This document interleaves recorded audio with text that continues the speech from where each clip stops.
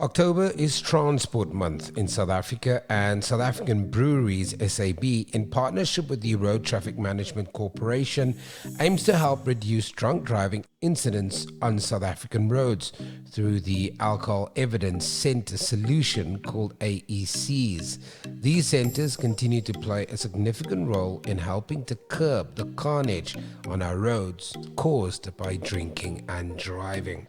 In our social newscast, brought to you by Social TV and hosted by me, Sam Marshall, we chat to Heidi Bartis, the Corporate Affairs Director of Communities at SAB. Heidi, thank you very much for your time.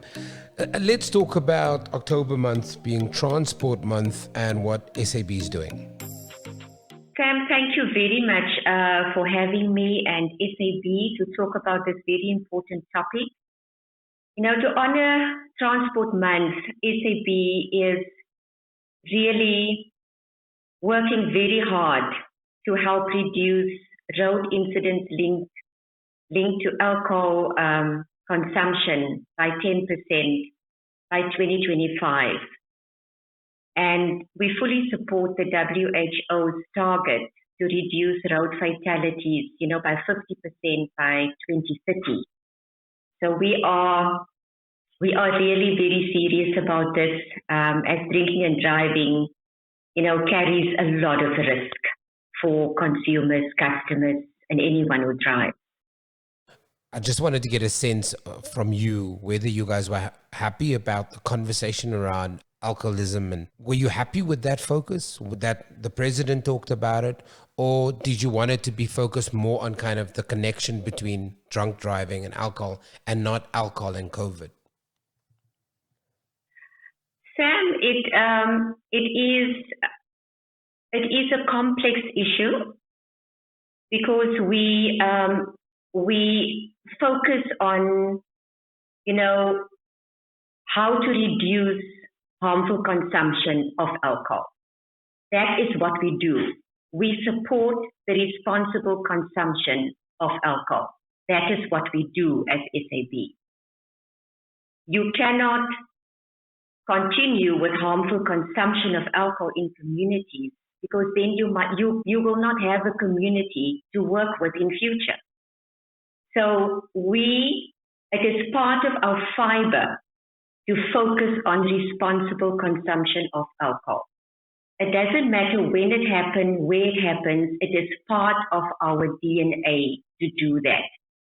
And to come back to the alcohol evidence centers, even though there were lockdowns, even though there was curfews, restriction on moving around, which also impacted, whether cases increased or consumption decreased or increased, whatever you want to draw from the data that is available in the media or in the ecosystem, we focus on responsible consumption. And even responsible behavior during COVID was a prime focus of SAB. And this we did in our tavern environment where we supported and we empowered taverners to open responsibly and to adhere to COVID regulations. So SAB is a responsible corporate citizen and we're part of the solution. And alcohol evidence centers, which we've established across South Africa in 4 provinces, Gauteng, KZN, Eastern Cape, Limpopo. We've been at it for a few years. And we have results that demonstrate success, especially with our Pietermaritzburg AEC, who has shown success with the Alcohol Evidence Center. And this will be scaled in the next 5 years because we have to curb drinking and driving. We have to support responsible consumption of alcohol. And that is what we do. Heidi, let me just jump in there quickly because I want to talk about the AECs. When you talk about harmful consumption, you're not necessarily talking about alcoholics. You're talking about, or maybe the question should be, is harmful consumption only alcoholics, or is it a classification of binge drinking where people don't drink for the whole week? How do you classify harmful consumption? I say harmful consumption is when you indulge And it's not necessarily when you're an alcoholic. It's when you indulge more often than what you should. And that is what we also need to understand a little bit better in terms of, when it goes over to binge drinking, from moderation to binge drinking. And when does it happen? Where does it happen? How does it happen? But we are geared to understand that environment a lot better. And what we are saying with drink driving is that SAB insists that when you drink, you should not get behind the wheel. So for us, not even one drink is okay when you have to drive. And we support that you make alternative arrangements when you go out and refrain from having a drink and getting behind the wheel. We insist that you should not do that. For sure. The AECs, SAB, let's be honest, Heidi, has always had the don't drink and drive campaigns. I'm old enough to remember many of them. I'm old enough to remember the controversial ones as well. But this really is a step up, because it is not just saying, it's no longer just a message. By partnering with the Road Traffic Management Corporation, by putting out these centers that can put out real-time data, as you've talked about quite often in the beginning of this conversation, putting out that data, having a very fast turnaround time in getting the correct readings. This is really a different kind of walk, isn't it? Absolutely, Sam. This is groundbreaking technology, which is there to support law enforcement to curb drinking and driving. So it is the evac technology, evac standing for evidentiary breathalyzer alcohol testing.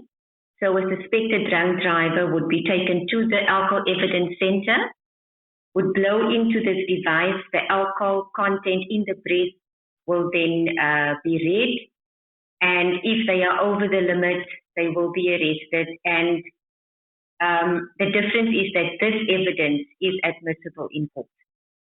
So it is really groundbreaking. It can turn around action very, very quickly in terms of prosecutions.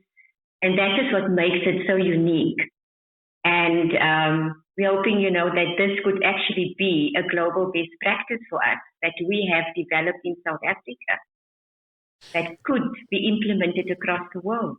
The other thing also is that this is not cheap. This is in the tunes of millions. As far back as 2019, you guys made this commitment and then spent 10 million rand. How do you make a program like this sustainable? And I would also assume that this is in actual fact SAB's flagship program, or am I mistaken?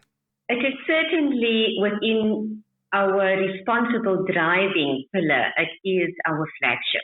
And the ambition, as I said, Sam, is to scale this across the country, to have this in more provinces. What makes this special is that we don't do it alone. We partner with our provinces, our provincial traffic management and law enforcement, transport. So it is a collaborative solution that we're implementing. We have very strong relationships with our provincial traffic management, and it is working together towards the same goal. And that is why it works, because we can't do it alone. We all know that social contract is what helps solve social issues. So this is a special example of a partnership with these provincial traffic management and transport and law enforcement to implement this solution and to make it work, but to work with them on a regular basis. We have regular engagement. We speak about data regularly. We analyze the data, and we see where things are working and where we need to fill the gaps. And this is a partnership, because you can't do it in any other way to succeed and to scale it. You can only do it through partnership. Final question from me, and congratulations on rolling out this program. What does the numbers look like at the moment, Heidi? Sam, I can give you an estimate around our Peter Maritzburg best practice because they have demonstrated success. And just over a period from April 2019 to April 2020, they've had 1,500 arrests, 422 successful prosecutions, and a 44% reduction in road fatalities. So that is successful results over that period. In terms of the numbers of AECs, we currently we're aiming for 10 fully operational ones to be established by December this year. We have 9 so far. We're collecting data. We're happy to follow up with you for another conversation on what the data is telling us. But for now, what I can say for sure, what we can report is our Peter Maritzburg best practice. We have other data. We need to understand it. We need to see what the dominant trends are. And then certainly at a later stage, we can come back to you and have another conversation about it.